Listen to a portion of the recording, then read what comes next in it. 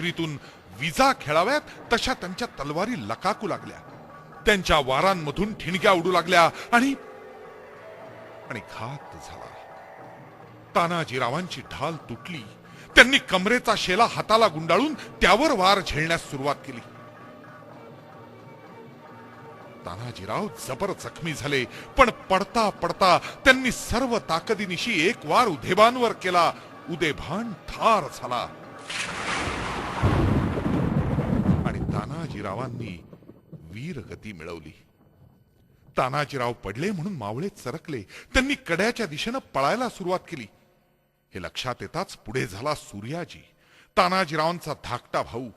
कड्याचे दोर कापून टाकून तो मावळ्यांना आडवा आला आणि आव्हान दिलं. अरे हिथं तुमचा बार रागात माखून झोपलेला असताना त्याचा मुडदा टाकून कुठं पळताय? अरे राजासनी आणि आऊसाहेबासनी काय तोंडावाल? म्या कड्याचं दोर कापून टाकलेलं हायती. आता एक तर गनिम कापा, नाही तर उड्या टाकून मारा. असं म्हणून हर हर महादेव गरजत तो मुघल सैन्यावर धावला. त्याचा आवेश बघून मावळ्यांना धीर आला. ते पुन्हा शत्रू सैन्यावर तुटून पडले.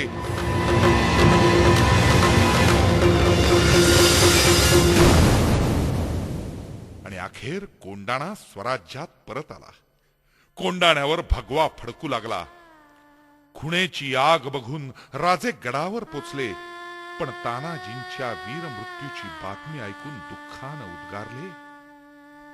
गहड आला, पण सिंह गेला.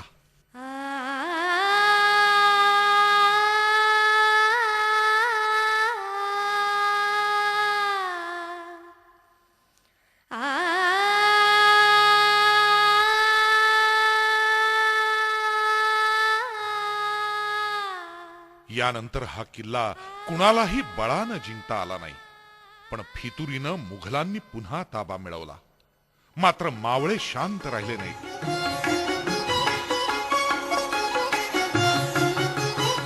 नावजी बलकवडे आणि विठोजी कारके या दोन वीरांनी पुन्हा हा किल्ला तानाजीरावांच्याच पद्धतीनं खांद कड्यावरून चढून जिंकला आणि स्वराज्यात सामील केला. इसवी सन 1700 मध्ये शिवरायांचे सुपुत्र छत्रपती राजाराम महाराजांनी याच गडावर दे ठेवला. त्यांची पावन समाधी आजही आपल्याला प्रेरणा देत उभी आहे. इथला कण कण पवित्र आहे. त्यातून पराक्रमाचा सुगंध दरवळतोय. इथे वीरांनी आपल्या रक्तानं इतिहास रचलाय. हे केवळ तट नाहीत, बुरुज अथवा इमारती नाहीत. ही भक्ती स्थान आहेत, शक्ती स्थान आहेत, तीर्थस्थान आहेत. सगळं सांगणं कशासाठी? केवळ तानाजी आणि सिंहगडच नव्हे, तर महाराष्ट्रातल्या प्रत्येक किल्ल्याला एक वीर गाथा आहे, स्फूर्ती गाथा आहे. हे सगळे वीर देशाच्या कारणी लागले, धर्माच्या कारणी लागले. हे मेले म्हणून धर्म जगला, आपण राहिलो, आपली ओळख राहिली. तुका म्हणे एका मरणेची सरे, उत्तमची उरे कीर्ती मागे. शिवरायांच्या स्वराज्य स्थापनेच्या कार्यात सुलतानी मनगटावर झेलणाऱ्या मावळ्यांचे आणि आसमानी पाठीवर झेलत त्यांना साथ करणाऱ्या किल्ल्यांचे सारखेच श्रेय. पण आजची याची अवस्था पाहून कोण म्हणेल की हाच तो शिवप्रभू आणि मातुश्री जिजाऊंचा लाडका, स्वराज्याची शान, सह्याद्रीचा मान, मराठ्यांच्या पराक्रमानं भयभीत होऊन पळणाऱ्या मोगल सरदार जसवंत सिंहाची पाठ पाहणारा आणि नरवीर तानाजी मालुसऱ्यांच्या रक्ताभिषेकाने पावन होऊन नाव धारण करणारा सिंहगड. हे गडकोट म्हणजे वीरांनी आपलं रक्त सांडून पवित्र केलेलं तीर्थक्षेत्र आहे. पण आपण या तीर्थक्षेत्राकडे काय म्हणून पाहतो? हवा पालटाचं ठिकाण, भजी आणि पिठलं भाकरी मिळणारा आणि त्याचबरोबर यथेच्छ दारू पिण्याचा परवाना असलेला गुत्ता, की तरुण तरुणींना आपले निर्लज्ज चाळे करण्याचा हक्काचा आडोसा?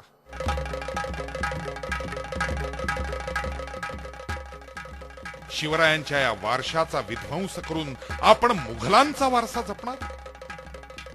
प्रत्येक वेळी आम्हाला उपदेशाचे डोस नकोत असं म्हणत आधुनिकतेच्या नावाखाली इतिहासाशी खेळण्याच्या आपल्या गलिच्छ करणीने आपल्या पूर्वजांचा अपमान करण्याचा आपल्याला काहीही हक्क नाही.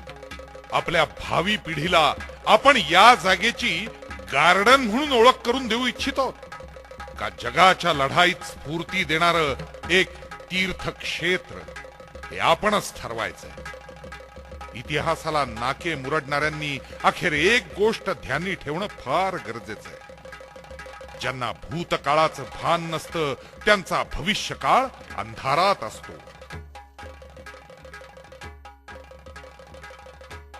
राजे शिवराय प्रतिष्ठान या शक्तीस्थळाचं जतन करण्याचा अथक परिश्रम करत आहेत. त्याला आता शासकीय आणि स्थानिक सहकार्यही मिळत आहे. पण या राष्ट्र मंदिराचं पावित्र्य जपण्यासाठी आपण सर्वांनी एकत्र येऊन प्रयत्न करणं खूप गरजेचं आहे. त्यासाठी करायचंय केवळ इतकंच. सिंहगड म्हणजे पिकनिक स्पॉट नाही.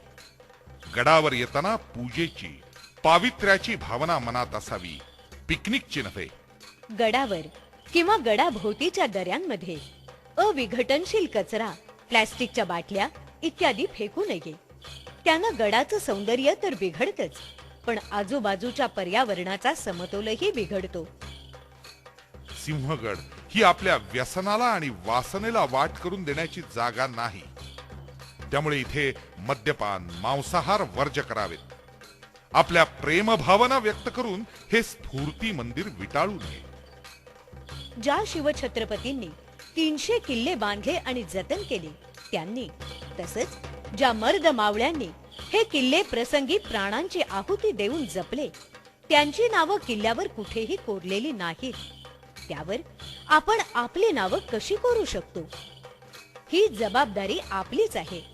या शक्तीस्थळाच्या पावित्र्याला जर कोणी बाधा आणत असेल तर त्यांना आपण वेळीच थांबवलं पाहिजे. आवश्यक तिथं पोलीस, गडप्रेमी यांच्या लक्षात आणून देऊन त्यांची मदतही घ्यायची. पुढच्या पिढीला आपला महान वारसा सांगणारा हा इतिहासाचा वारसदार आता आपल्याला आवाहन करत आहे. शिवरायांच्या सुपुत्रांनो, पाट रक्ताचे इथे वाहिले, मदिरेत तुम्ही डुमता कसे? निष्ठेसाठी सिंह इथे कोसळला, मिठीत मल्लिकेच्या रमता कसे? वीर मराठा जिथे झुंजला, ध्वज अस्मितेचा जिथे फडकला, बाणगुळांनो तिथे थुंकता कसे? तुम्ही एवढे षंढ कसे? पायाखाली आग असता तुम्ही एवढे थंड कसे? इतिहासाच्या खुणा लोपल्या तर मराठ बाणात जपणार कसे? मराठ बाणात जपणार कसे? स्वराज्य तोरण स्वराज्य तोरण चढे,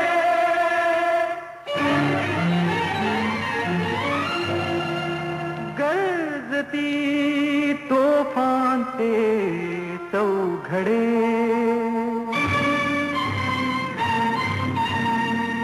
मराठी पाऊल राकट देशा, कणखर देशा, दगडांच्या देशा या ओळींसोबत सुंदर देशा, संपन्न देशा, सुवर्णमय देशा या नव्या ओळींना जोडण्याची आस निर्माण करणारा हा आश्वासक प्रयत्न. आता या शिवकार्याला साथ हवी ती तुमच्या विचारांची, तुमच्या सहकार्याची. आमचा कार्यालयीन पत्ता: राजे शिवराय प्रतिष्ठान, श्री विघ्नहर्ता गणेश मंदिर देवस्थान, छत्रपती शिवाजी तरुण मंडळ चौक, गल्ली क्रमांक 4, कर्वेनगर, पुणे 52.